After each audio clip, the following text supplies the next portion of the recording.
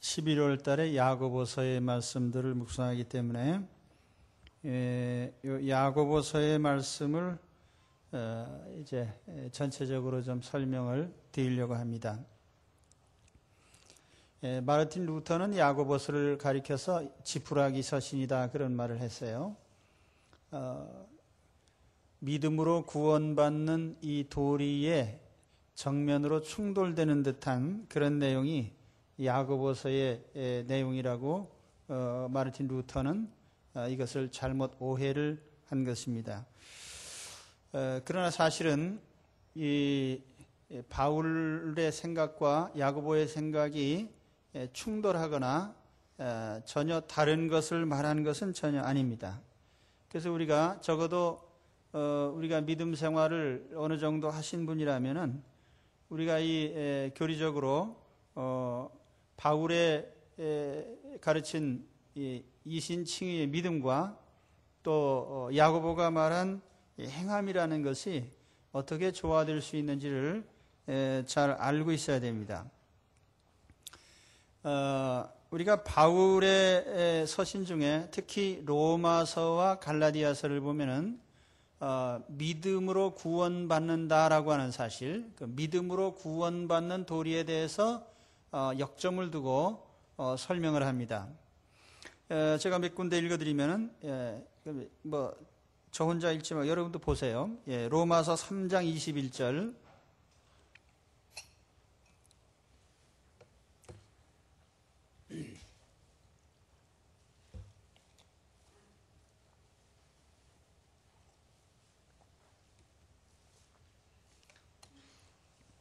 로마서 3장 21절에 보면은 바울이 믿음으로 구원받는 도리를 어떻게 강조했는지 그거를 제가 설명을 드립니다. 이제는 율법 외에 하나님의 한 의가 나타났으니, 여기 하나님의 의라는 말이 있습니다. 잘 기억해 두세요. 율법과 선지자들에게 증거를 받은 것이라. 율법과 선지자는 구약 성경을 말합니다. 곧 예수 그리스도를 믿음으로 말미암아 모든 믿는 자에게 미치는 하나님의 의인이 차별이 없느니라. 여기서 모든 믿는 자에게 하나님께서 어떤 여기 미친다고 하는 말은 어떤 역사를 하시는 그런 하나님의 의, 다시 말하면은 예수님을 믿으면 하나님의 의롭다 이렇게 인정을 해 주신다는 거예요. 이것은 모든 사람에게 차별이 없다. 또 모든 사람이 죄를 범하였음에 하나님의 영광에 이르지 못하더니 그리스도 예수 안에 있는 구속으로 말미암아 하나님의 은혜로 값없이 의롭다 하심을 얻은 자 되었느니라. 여기 예수님께서 우리 죄를 십자가에서 대신 속죄해 주심으로써 우리는 그 은혜로 아무 의도 없는데 하나님께서 의롭다, 너는 의로운 자다 이렇게 인정을 해주셨다는 거예요. 왜냐하면 우리 모든 죄는 예수님의 십자가로 말미암아 우리에게는 사면장을 내주셨어요. 그래서 깨끗하게 용서받은 자로서 우리가 사람이 의인이다라고 말할 땐 두 가지가 있습니다. 하나는 본래 죄를 안 졌기 때문에 의인도 있지만은 죄를 지었음에도 불구하고 죄를 깨끗이 용서받았으면 역시 무죄자로 취급을 받는 것입니다. 그것이 하나님이 보시는 하나님의 의를 우리에게 덮어 씌워 주셨어요. 공짜로 주셨습니다. 예수님을 믿는 한 가지 때문에 오늘 우리는 의인들입니다. 아시겠죠? 이것이 이제 바울이 말한 그 믿음으로 말미암아 얻는 의입니다. 그런데 다시 로마서 3장 24절에 가서 보면 그러므로 사람이 의롭다 하심을 얻는 것은 율법의 행위에 있지 않고 믿음으로 되는 줄 우리가 인정하노라.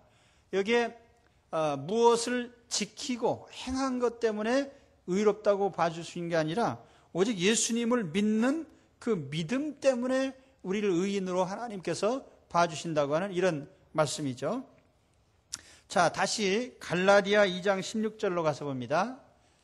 갈라디아 2장 16절, 거기에도 동일한 그 이신칭의의 사상이 집약되어 있는데요. 갈라디아서 2장 16절 다 같이 한번 읽어봅니다.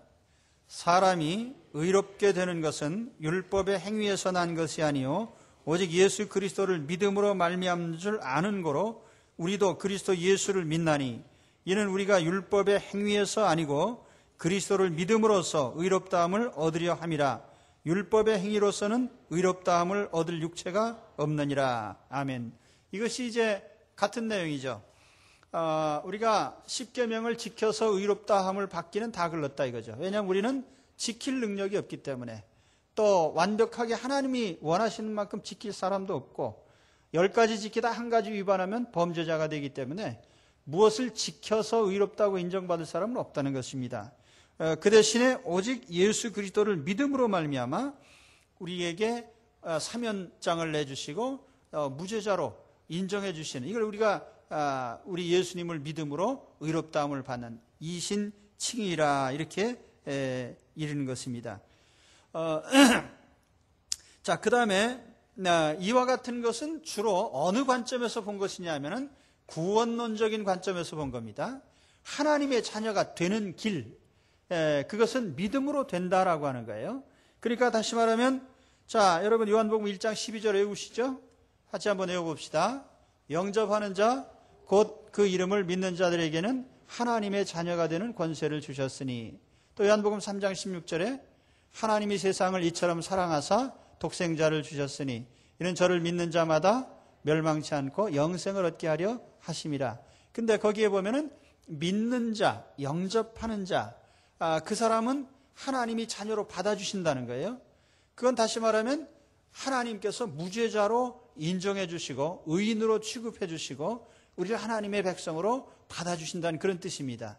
그러니까 바울이 이와 같이 그 믿음으로 하나님의 자녀가 되고 믿음으로 구원받는다는 점을 강조한 것, 이건 구원론적인 관점에서 본 것입니다.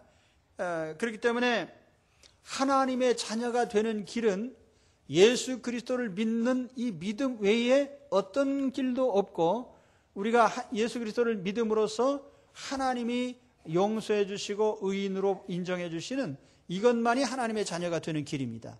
이건 확실히 믿으시기 바랍니다. 그러면 이제 다시 야고보서로 가서 봅니다. 오늘 제가 본문을 읽어드렸는데 오늘 읽어드린 이 야고보서 2장 14절에서 26절까지 말씀에 야고보서 내용의 핵심적인 내용이 들어있습니다. 여기 보면은 야고보가 뭐라고 말하느냐, 믿음이 있다고 하지만 행함이 없으면 무슨 이익이 있겠느냐. 그래서 오늘 14절에 보면은 뭐라고 말합니까? 행함이 없으면 무슨 유익이 있으리요. 종전에 개역 한글판 성경에는 무슨 이익이 있으리요, 이게 이익이란 말로 번역을 했는데 개역 개정판에는 유익이라는 말로 이렇게 번역을 했는데, 어떤 면에서 보면 이 국문학적으로 보면은, 이 국어학적으로 보면 유익이라는 말은 조금 두리뭉실한 말이에요. 조금 구체적이지 못합니다. 뭔가 하여튼 뭐 좋은 점이 있겠다, 그 유익이라고 말하고, 이익이라고 말하면 보다 더 어떤 실질적인 문제, 돈을 번다든지 어떤 뭐 이자가 생긴다든지, 이런 그 관점에서의 표현입니다. 실제로 그 헬라어를 보면은 그 이익이라는 단어가 이 오펠로스, 그래서 영어로 번역하면 이것이 어떤 게인, 프로피트 혹은 베네피트라는 말로도 번역을 합니다. 그래서 이게 이잣돈, 말하면 돈이 불어나는 그 어떤 그래서 덧붙여지는 뭔가 이렇게 눈에 보여지는 그런 이득을 표현할 때 쓴 말이에요.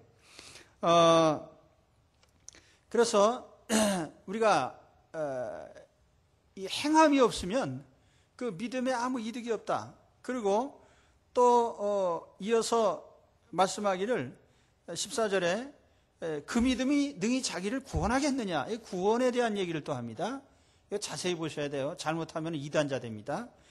그러면 야고보가 지금 그따위 믿음 가지고 네가 구원받겠느냐 이렇게 말했을 때, 예수님만 믿으면 구원받는다고 했는데 여기 행함이 없으면 구원 못 받는다고 했으니까 그럼 이게 충돌되는 거냐, 이걸 제가 말씀드리려고 하는 것입니다. 그리고 20절에 가서 보면은 허탄한 사람아 행함이 없는 믿음이 헛것인 줄 알고자 하느냐.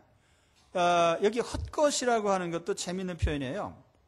이게 이제 그 단어를 보면은 이제 그 헬라어를 볼 때 이게 이제 그 재미난 대조가 되는 말인데, 헬라어로 그 어떤 노동을 하고 일을 하는 것을 가리켜서 가령 에르고스라고 합니다. 에르고스라고 하는데 그 앞에다 헬라어에 알파라는 글자를 붙이면, 접두사를 붙이면 부정사가 됩니다. 그러니까 에르고스 그러면 일하지 않는 것이 되는 거예요. 그래서 그 에르고스라는 말을 이렇게 헬라어로 축약하면은 아르고스가 되는 것입니다. 그래서 여기에 그 허탄한 사람아 행함이 없는 믿음이 헛것인 줄 알고자 하느냐, 이 헛것이라는 말이 거기에서 행함이라는 말과 서로 상충되는 말이에요. 그러니까 아주 재미난 표현이죠. 저만 재미있는지 모르겠는데 하여튼 그 단어를 보면은 굉장히 재미있는 그 조화가 되어 있는 거예요. 그러니까 이 성경 자체가 이 헬라어로 보면은 굉장히 그 재미난 이런 표현법을 쓰고 있는 겁니다. 이렇게 아이러니한 대조를 써가면서요. 영혼 없는 몸이 죽은 것 같이 행함이 없는 믿음은 죽은 것이다. 사망 선고를 하죠. 야, 네가 믿음이 있다고 하는데 정말 네가 실천을 안 하면은 그 네 믿음은 가짜다 이거예요. 네 믿음 죽은 거다. 사망 선고를 하거든요. 그러면 내가 구원 못 받았다는 뜻입니까? 이걸 어떻게 조화시켜야 되죠? 그래서 이게 루터가 이 문제를 가지고 고민하다가 야고보서는 이거 참 지푸라기만도 못한 편지다 그렇게 말을 한 거죠. 잘못 오해를 한 것입니다. 그는 위대한 개혁자였지만은 너무 이신칭이라고 하는데 도취가 되다 보니까 이 야고보서를 어떻게 받아들여야 되는지를 깨닫지 못한 거예요. 그런데 사실 야고보가 이런 글을 쓴 것은 너희가 행하지 않으면 구원 못 받는다라는 그런 취지로 본 게 아닙니다. 각도가 달라요. 각도가. 다시 말하면은 바울이 이런 이신칭의를 말할 때 이건 아까 제가 말씀드리기를 구원론적인 접근이라고 했습니다. 어떻게 하면 우리가 하나님 자녀가 되느냐 하는 문제를 가지고 얘기를 하는 것이고, 하나님 자녀가 되는 것은 우리가 예수 그리스도를 믿는 것 외에 어떤 것도 없습니다. 그러니까 믿음으로 구원받는 거죠. 하나님 자녀가 되고 천국 가고 의롭다함을 받고 또 이렇게 되는데, 그럼 야고보는 어떤 면을 강조하는 것이냐 하면은 자녀다운 믿음에 대해서 얘기를 하는 것입니다. 자녀다운, 말하자면 구원 이후의 방향, 네가 정말 하나님의 자녀가 됐느냐, 그렇다면 거기에 증거는 무엇이냐라고 하는 것이 바로 그 행함이라고 하는 것입니다. 그렇기 때문에 우리가 이걸 이제 그 어떤 목표점으로 본다면 바울은 하나님의 자녀가 되는 데에 어떤 목표와 초점을 맞춰서 이신칭이라는 것을 설명하고 있는 것이고, 야고보는 구원받은 사람이 과연 그 믿음이 우리 삶에서 어떻게 입증이 되느냐 하는 구원받은 자의 어떤 삶에 대해서 그런 초점을 맞춰서 얘기를 하는 것입니다. 그러니까 우리가 우리 한 대한민국의 신자들이요, 전체적으로 보면은 제가 볼 때는 상당히 참 이상한 방향으로 가고 있다, 그런 생각을 합니다. 그런 가운데 우리 정륜교회 성도들은 그래도 좀 괜찮은 편입니다. 근데 우리가 일반적으로 보면은요, 사람들이 내 믿음의 등급은 얼마나 될까? 아이고, 나는 저기 좀 명성이 자자한 명성교회에 속해 있으니까 대단한 신앙일 거야. 나는 텔레비 나오는 그 교회에 속해 있으니까 내 믿음은 대단할 거야. 또 어떤 사람들은 이런 생각을 해요. 나는 제자 훈련을 2번이나 받았으니까 내 믿음은 굉장히 등급이 높을 거다. 생각은 자유니까 자유롭게 하십시오. 그러나 신앙의 등급은 하나님이 매겨주실 것입니다. 그리고 우리가 매일같이 믿음 생활하는데요, 예수 믿은 다음에 내가 예수 믿고 하나님 자녀가 됐으면 천당 가는 걸로 끝나는 게 아니에요. 그 다음 단계가 무엇입니까? 그때부터 우리는 영적인 성숙의 단계로 나아가야 되는데, 그 영적인 성숙이라는 게 뭐냐? 그때 우리의 지향하는 분명한 목표가 있어요. 이걸 알아야 됩니다. 자, 여러분 성경 한 군데 보겠습니다. 베드로후서 1장 4절.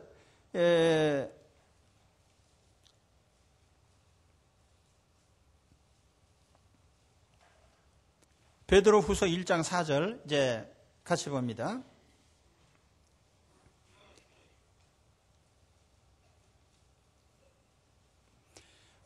같이 읽습니다. 이로써 그 보배롭고 지극히 큰 약속을 우리에게 주사 이 약속으로 말미암아 너희로 정욕을 인하여 세상에서 썩어질 것을 피하여 신의 성품에 참여하는 자가 되게 하려 하셨으니, 여기 아주 중요한 단어가 나타납니다. 신의 성품이란 말이 나와요.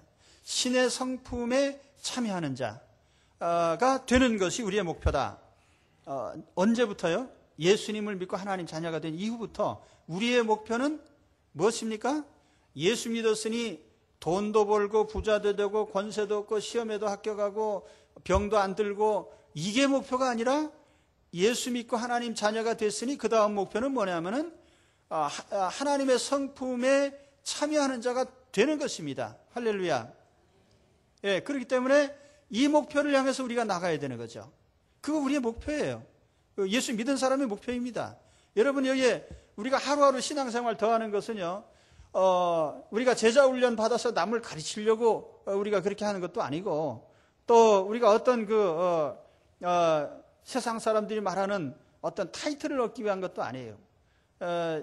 제가 어느 교회 집사님 만나서 얘기를 하는 가운데 그래요. 우리 교회는 교인이 하도 많아가지고 우리 교회에서 장로님이 되려면 대개는 주차장에서 봉사하거나 아니면 장례식장에서 봉사를 많이 해야 이게 될 길이 있습니다. 그랬는데, 우리가 그런 어떤 교회 안에서 어떤 장로가 되고, 어떤 관사가 되고, 이것이 목표점이 아니에요. 여러분, 그거 안 되셔도 상관없습니다. 더 중요한 건 우리가 그리스도의 성품에 참여한 자가 되는 거예요. 예수님을 닮아가는 자. 그러면 이것은 베드로가 한 말인데, 그럼 바울 사도는 어떤 말을 했는가? 에베소 4장 1절 말씀 한번 보시기 바랍니다. 에베소 4장 1절. 제가 지금 짚어드리는 성경들은 매우 귀중한 것이기 때문에 이런 말씀을 볼 때는 거기다가 줄을 쳐야 되겠죠. 성경이 하얀 사람이 마음도 하얄소냐. 성경은 줄을 자꾸 쳐야 돼요. 그리고 그것을 자꾸 이어서 생각을 해봐야 됩니다. 자, 같이 읽습니다. 그러므로 주 안에서 갇힌 내가 너희를 권하노니 너희가 부르심을 입은 부름에 합당하게 행하여.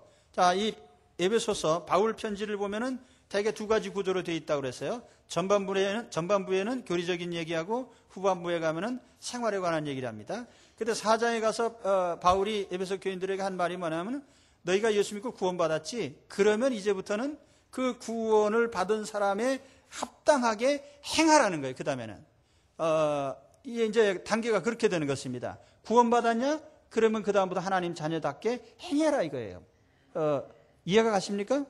자, 다시 그러면 에베소 4장 15절로 가서 보면은 그 행하는 것에도 덮어놓고가 아니라 거기 목표가 있습니다. 자, 같이 15절과 16절 읽어봅니다. 오직 사랑 안에서 참된 것을 하여 범사에 그에게까지 잘할지라. 그는 머리니 곧 그리스도라. 그에게서 온 몸이 각 마디를 통하여 도움을 입음으로 연락하고 상합하여 각 지체의 분량대로 역사하여 그 몸을 자라게 하며 사랑 안에서 스스로 세우느니라. 여기에서 목표점은 예수님이죠. 예수님만큼 자라가라는 것입니다. 아까 베드로 사도가 말한 신의 성품에 참여하는 자와 같은 말이에요. 그러니까 하나님의 그 성품에 참여하는 자로서 우리는 우리가 예수 믿은 날로부터 시작해서 우리는 그 삶을 향해서 나가야 되는 것입니다. 그러면 다시 22절로 가서 봅니다. 22절로 가서 보면 더 구체적으로 이렇게 얘기를 합니다. 자, 같이 봅니다. 22절에서 24절까지 너희는 유혹의 욕심을 따라 썩어져가는 구습을 쫓는 옛사람을 벗어버리고 오직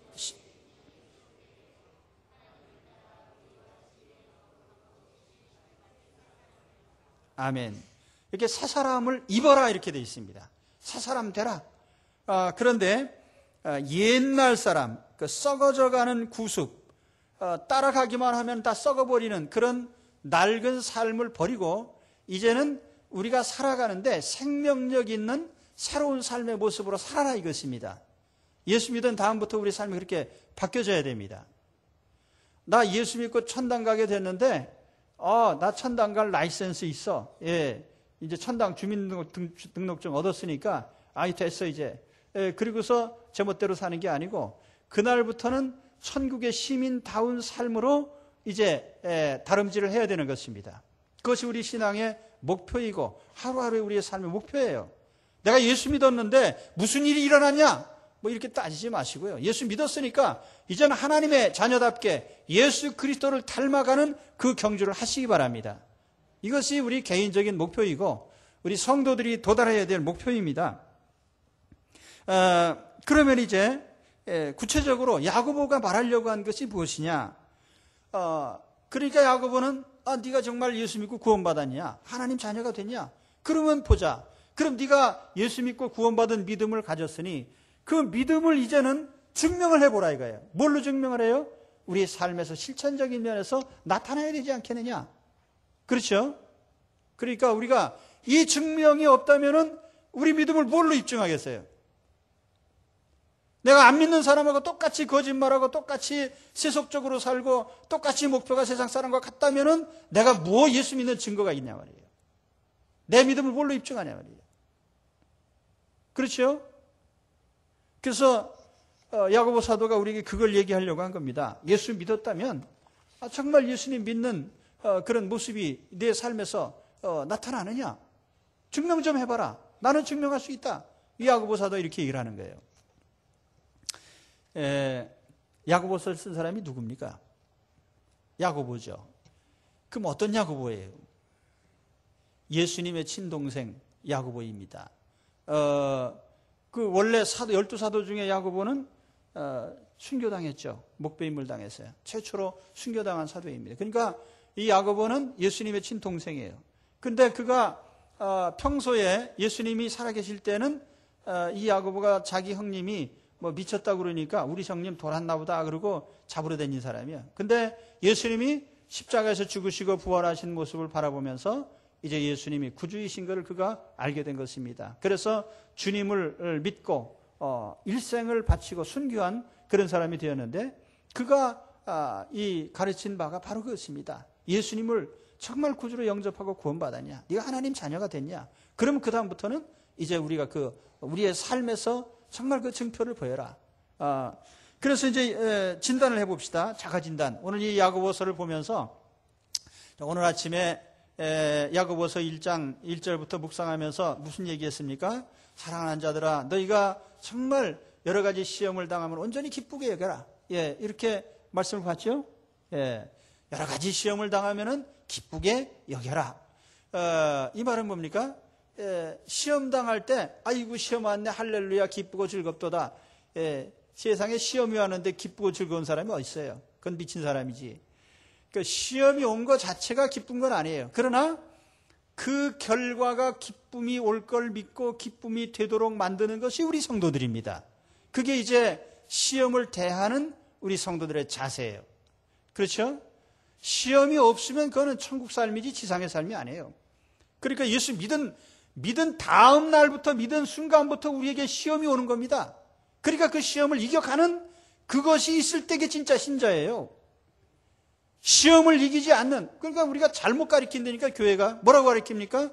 예수 믿으면 아프지도 않고 병도 안 들고 예수 믿으면 다 돈도 잘 벌리고 부자도 되고 시험도 수능 시험도 그냥 전부 1등급으로 받고 그러면 그게 그냥 누구나 다 예수 믿게요? 예. 그건 새빨간 거짓말이에요. 그런 거짓말을 왜 합니까, 교회가? 여러분 그런 증명해 보았어요? 예수 믿으니까 세상 일이 다 잘 됩니까? 어떤 때는요, 거꾸로 가는 수도 많아요. 그거 안 될 때, 그때 신자의 모습이 드러나는 거예요. 그때 어떻게 돼요? 우리가 그 시험을 하나하나 이겨가는 그 모습 속에서 그리스도인의 모습이 나타나는 겁니다. 환경이 좋게 해달라고 기도하지 마세요. 어떤 환경 속에서 내가 승리자가 되게 해달라는 것이 그것이 주님의 참된 성도의 모습인 것입니다. 왜 한국 기독교가 세속화되는 것입니까? 교회가 자꾸 미신적으로 우상적으로 세상 사람들이 하는 방식을 따라가는 거예요. 왜 세상 사람들이 하는 대로 예수만 믿으면 만병통치가 되는 것처럼 왜 선전을 합니까? 외적으로 그렇게 주장하는 것은 이 기독교가 아니에요. 물론 예수 그리스도 안에서 우리는 하나님이 주시는 무한한 은총을 누립니다. 하나님 우리를 돌봐주시죠. 그렇지만은 그것은 우리가 주님을 따르는 것이 우리의 삶의 목적이기 때문에 예수님은 우리를 위한 삶의 수단이 아니에요. 예수님 우리를 서포터가 아닙니다. 예수님은 우리가 따라가는 것이죠. 우리 낮 시간에도 말씀드렸지만요. 그렇죠? 이 본래의 모습으로 돌아와야 돼요. 여러 가지 시험을 만나면 참 이제 좋은 결과가 올 거야 라고 생각하면서 기쁨으로 거기에 임하십니까? 그러면은 진짜 예수쟁이고 아이고 주여 이런 시험은 두 번 다시 오지 않게 해주옵소서 하는 건 그거는 참다운 모습이 아니란 말이에요. 그러니까 자 거기서부터 시작해요. 또 4절에 가서 보면은 1장 4절에 인내를 온전히 이루라 그랬어요. 인내를 이루라. 제가 말씀드렸죠. 우리가 시험 당할 때에 또 대응책이 뭐냐면 인내하는 거죠. 근데 세상 사람들은 기대감 없이 그냥 견디는 것인데 우리는 결과가 잘 될 걸 믿고 기대하는 거죠. 그렇기 때문에 참는 것입니다. 반드시 참으면 그리스도인으로서 믿음을 가졌기 때문에 참으면 결과가 있어요. 결과가 나타날 때까지 참으라 그 말이에요. 결과가 보일 때까지요. 참다가 그만두는 게 아니고. 그러니까 이것도 우리가 진짜 그리스도인이면 그렇게 되는 겁니다. 그런데 그러한 그리스도를 향한 믿음이 없으면 그렇게 못하는 거예요. 자, 9절 가서 1장 9절 가서 봅시다. 낮은 형제는 자기의 높음을 자랑하고 부한 형제는 자기의 낮아짐을 자랑해라.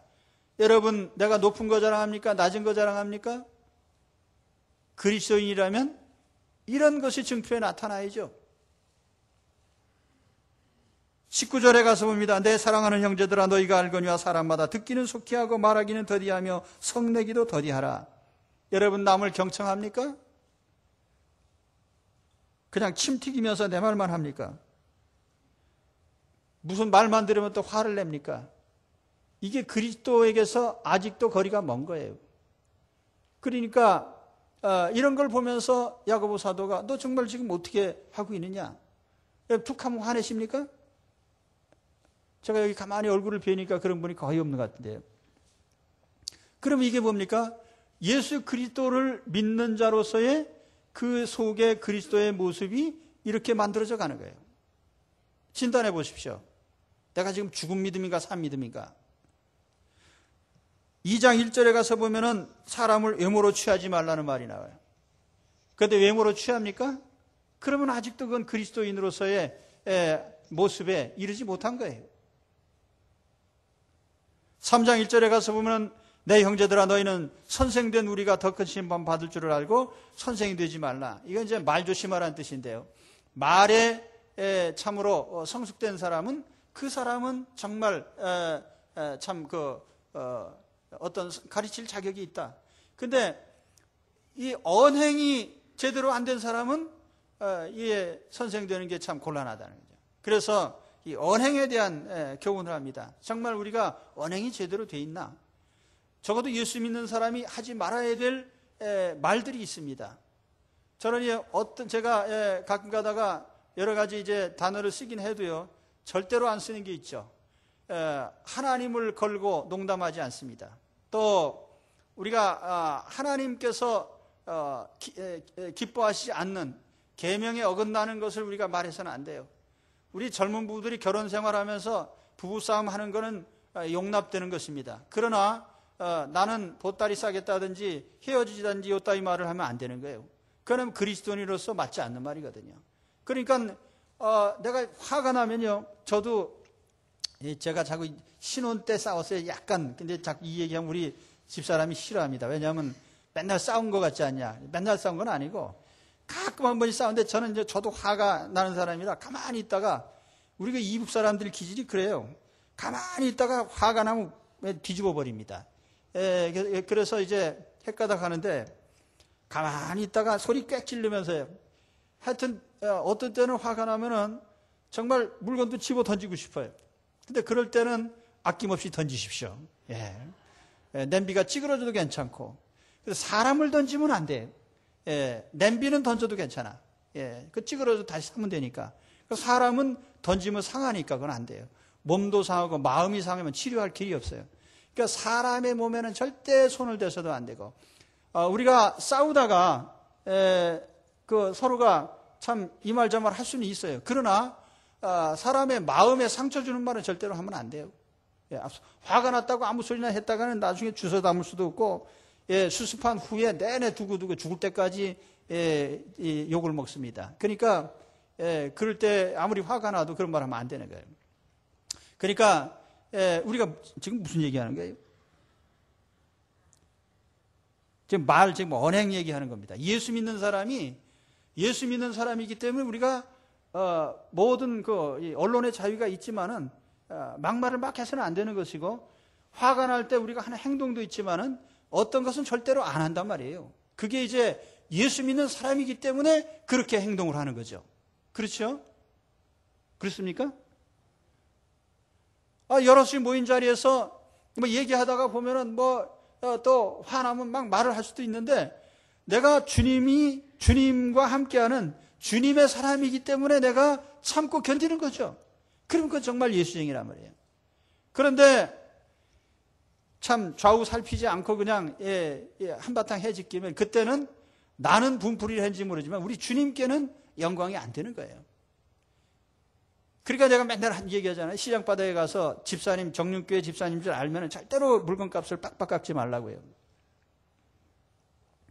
그래서 그 사람이 나중에 우리 정륜교회 집사님 줄 알면 우리 교회 오겠습니까? 맨날 그 물건 살 때마다 빡빡 깎는 사람이 그죠, 정 집사님.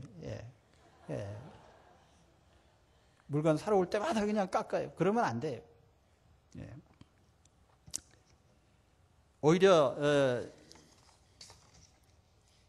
10,000원 달라 그러면요, 15,000원 주면서 요즘같이 어려운 때 장사가 되십니까? 그리고서 드리고, 전 저기 정륜교회 집사입니다 그러면은 오라고 안 해도 오실지 몰라요. 그렇죠? 또 4장 1절에 가서 보면은, 너희 중에 싸움이 어디로 다툼이 어디로 쫓아나느냐? 너희 지체 중에서 싸우는 정력으로 쫓아난 것이 아니냐? 좀 싸움질 좀 하지 마라. 예수 믿는 사람이요, 싸워가지고는 도대체 덕이 안 돼. 그러니까 이런 것도 다 뭡니까? 이게 우리 그리스도인의 모습이 우리 속에 나타나냐 말이에요. 싸움 잘하면은요, 그 예수 믿는 우리 아직도 그 문제성이 좀 있는 것입니다. 그러니까 우리가 만일 싸움을 잘한다고 하면은 내가 예수 믿는 게 진짜냐 가짜냐 의심해 보셔야 돼요. 그 다음에 4장 4절에 가서 보면은, 간음하는 여자들이여 세상과 벗된 것이 하나님의 원수임을 알지 못하느냐? 나는 이 말씀을 읽을 때마다 생각나는 것이, 간음하는 남자들이여 그렇게 말 안 하고 왜 하나님께서 간음하는 여자들이여 이렇게 말씀을 하셨을까? 옛날에는 이게 바울이 2000년 전에 쓴 글인데, 그 당시에 아마 이 야고보가 본 그 사회에서는 바람난 여자가 더 많은 것 같아요. 바람난 남자보다요. 그래서 그랬나요? 하여튼 잘 모르겠어요. 이 간음하는 여자들이요 그랬거든요. 뭐 이유가 있겠죠, 뭐. 근데 내가 현대 사회를 보면은요, 어떤 면에서는 이 남자들도 중요하지만요, 현대 사회가 가정이 급격히 붕괴되는 이유 가운데 하나는 여자들이 간음죄에 빠지고 나서부터입니다. 이건 아주 심각한 문제예요. 지나갑니다. 예수 믿는 사람 가운데도요, 이 간음죄에 빠져가지고 망하는 사람들이 많아요. 그러니까 정말 내가 예수님을 믿느냐? 그러면 예수 믿기 전에 그 습관 버려라 이거예요. 그죠? 제가 지금 말씀드리는 것은요, 예수 믿기 전에 얘기를 하는 게 아니에요. 여러분이 예전에 어떤 삶의 경로를 밟아 오셨든지 간에 예수님을 영접한 이후에는 우리가 이렇게 되지 않겠냐 그 말이죠. 그렇죠? 또 4장 10절에 가서 보면은, 주 앞에서 좀 낮춰라. 그러면 주님이 너를 높여주시지 않겠느냐. 이 말씀을 하신 게 또 뭡니까? 하도 잘난 척하니까 사람들이. 그러니까 예수 믿는 사람은 좀 자꾸 자기를 낮춰야 돼요. 그리고 어디 가서나 자기를 좀 낮추면은 주님이 자꾸 높여주시는 거죠. 예. 그렇죠? 그러니까 자기가 자꾸 높이면 곤란해지는 거예요.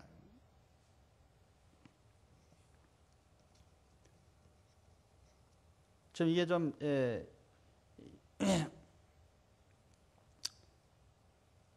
이 얘기를 해야 되나 말아야 되나 라고 했는데 하나님의 지혜로 하지 말기를 바랍니다. 하여튼 우리가 자기를 낮추는 이게 이제 우리 그리스도 안에서 우리가 그렇게 몸에 배야 되는 거예요. 예수 믿는 사람이기 때문에. 그러면 손해 날 게 하나도 없어요. 그렇죠? 이 몸에 배 있는 게 좋습니다. 우리 예수 믿는 사람은요. 남한테 용서 빌고 사과하고 이런 것도 잘해야 돼, 우리 예수 믿는 사람이. 제가 지난번 정기노예 하면서 보니까 노예 끝나고 나서 노예로 채택 때문에 임원들이 모여서 이렇게 보니까 이게 말도 안 되는 게 다 통과된 거예요, 이게. 그래가지고, 야, 이거 회의록 어떻게 작성해야 되냐. 그러면서 이제 논의를 했는데, 이게 다른 때 같으면은 전혀 통과되지 못할 일이 다 통과된 거예요, 이번에는. 하나도 없이. 그래서 가만히 생각해 보니까, 이제 우리 참여한 대의원들이, 노회장이 잘못했다고 그러지. 서기도 용서해달라고 그러지. 또 시찰장도 나와서 죽을 죄를 졌다고 그러지. 그러니까 시비 걸 거리가 없는 것입니다. 그래서 하여튼 다 그냥 통과된 거예요. 그래서 이제 제가 우리끼리 그런 얘기를 했습니다. 하나님 앞에서 사람들한테 내가 잘났다 그러면은 항상 의도 터지지만은 아이고 참 잘못했습니다 그러면요 누가 시비 안 걸어요. 근데 우리 그리스도 안에서 보면은 우리가 사회생활을 하거나 가정생활을 하거나 다 적용되는 말이거든요, 이게. 그렇지 않습니까? 부부가 같이 이렇게 했는데도 서로 잘났다고 하니까 이게 충돌이 되지, 아이고, 내가 잘못했어. 그러면은 이게 절대로 충돌이 안 되는 거예요. 그래서 4장 10절에 주 앞에서 낮추라 그러면 주님이 너를 높여주시리라. 또 4장 11절에 가면 형제들아 피차에 비방하지 마라. 4장 16절에 갔으면 너희가 허탄한 자랑을 자랑하니 이러한 자랑은 다 악한 것이라. 자랑거지 맞지만 세상에서 잘된 거 가지고 너무 자랑하지 말라는 거예요. 또 5장 1절에 가면 들으라 부한 자들아. 그러면서 부자들에게 또 경고합니다. 하여튼 여기에 나오는 이런 말씀 하나하나가, 또 5장 9절에 가서 형제들아 서로 원망하지 말아라. 너희 중에 고난당하는 자가 있으면 서로 기도해줘라.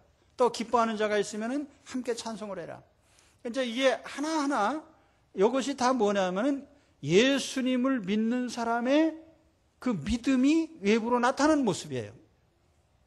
그러니까 만일 내가 이런 야고보가 말한 이런 실천적인 면이 내게서 나타나지 않는다면 내 믿음을 한번 돌이켜보라 그 말이에요. 자, 마지막 결론입니다. 여기 가장 중요한 구절은 믿음이 행함과 함께 일한다고 하는 이 표현입니다. 이게 몇 절입니까? 내가 보거니와 믿음이 그의 행함과 함께 일하고 행함으로 믿음이 온전케 되었느니라. 이 귀절이 이제 결론적인 귀절입니다. 이 귀절을 표준 세번역에 보면은 믿음이 행함과 함께 작용을 했다 이렇게 번역을 했고, 현대인의 성경에 보면 믿음에는 행동이 따랐다 이렇게 또 의역을 했습니다.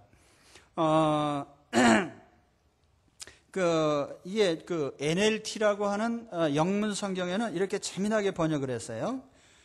이 귀절을 그 귀절대로 제가 이제 설명을 해드리면은요, 만일 그가 하나님을 진정 신뢰한다면 신뢰한 만큼 하나님을 지극히 신뢰했기 때문에 그는 하나님이 그에게 말한 것을 행하기를 기뻐한다. 이렇게 이제 설명을 했습니다. 그 풀어서 설명하기를. 그러면서 그의 믿음이 그의 액션, 그가 하는 그 행동을 통해서 made complete라고 했어요. 완전해지더라. 그러니까 우리가 예수님을 믿는데 내가 예수님 믿는 그 믿음이 어떤 실천적인 것을 하나 행할 때에 그로 말미암아서 내가 예수님 믿는 믿음이 더 완전해진다는 거죠. 예, 온전해진단 말이에요. 그러니까 구원받는 그 믿음에서부터 이제 내 삶을 하나님께 전적으로 맡기고 의지하고 나아가는 그 믿음이 점점 온전해지는데요. 무엇을 통해서 온전해지느냐? 내 삶의 실행을 통해서, 실천을 통해서 그것이 온전해진다는 얘기예요. 그러니까 여러분, 예수 믿고 나서 나는 왜 변화가 없을까? 혹은 내가 예수 믿었는데 왜 내게 능력이 나타나지 않을까? 내 삶에는 왜 변화가 없을까? 이런 의문이 든다면은 그 다음부터는요, 실천적인 면에서 한번 자기를 점검해 보세요. 내가 예수 믿기 때문에 무엇을 행하고 있느냐를 점검해 보시기 바랍니다. 그러면 거기서 해답이 나와요. 내가 믿기는 믿는데 뭘 실천하지 못하느냐?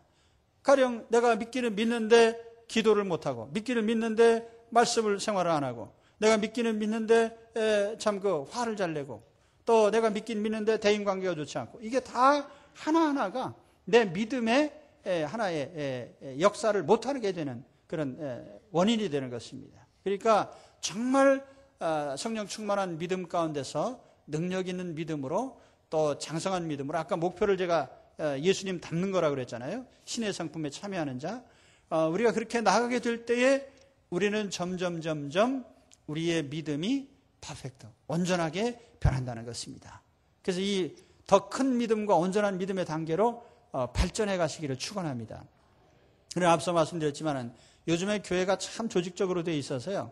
뭐 공부도 많고 그래요. 그렇다고 해서 여러분 베델 성서를 하고 무슨 크로스웨이 공부를 하고 뭐 몇 단계 공부를 했다고 해서 내가 갑자기 성숙되는 거 아니에요. 신앙의 성숙이라고 하는 것은 어디까지나 각 사람이 하나님의 말씀을 따라서 실천에 옮겨가는 그 삶을 통해서 나타나는 것임을 기억하시기 바랍니다. 그래서 하나님께서 오늘 우리 이 자리에 함께한 우리 모든 성도들이 정말 야고보가 말할 때 칭찬할 믿음, 정말 너는 예수님을 믿는구나, 네 믿음은 내 삶에서 충분히 입증된다, 이렇게 판단할 수 있게 되시기를 바랍니다. 만약 그렇게만 된다면 우리에게는요, 걸림돌이 없는 정말 훌륭한 믿음으로 하나님께 인정을 받게 되고, 또 오늘 여기 아브라함 얘기도 나옵니다만은 아브라함의 믿음이 인정받은 것은 그의 믿음의 행동 때문에 인정받은 거죠. 그리고 그 시험에 통과했을 때 하나님이 합격 통지서를 주셨어요. 네가 정말 나를 사랑하는 줄 알았다. 네가 정말 나를 믿고 의지하는 줄 알았다. 이런 그 통고를 했는데요. 하나님께서 인정하시는 그 인정장을 받을 때까지 우리의 믿음의 실행에서 앞서가시기를 축원합니다. 기도하겠습니다.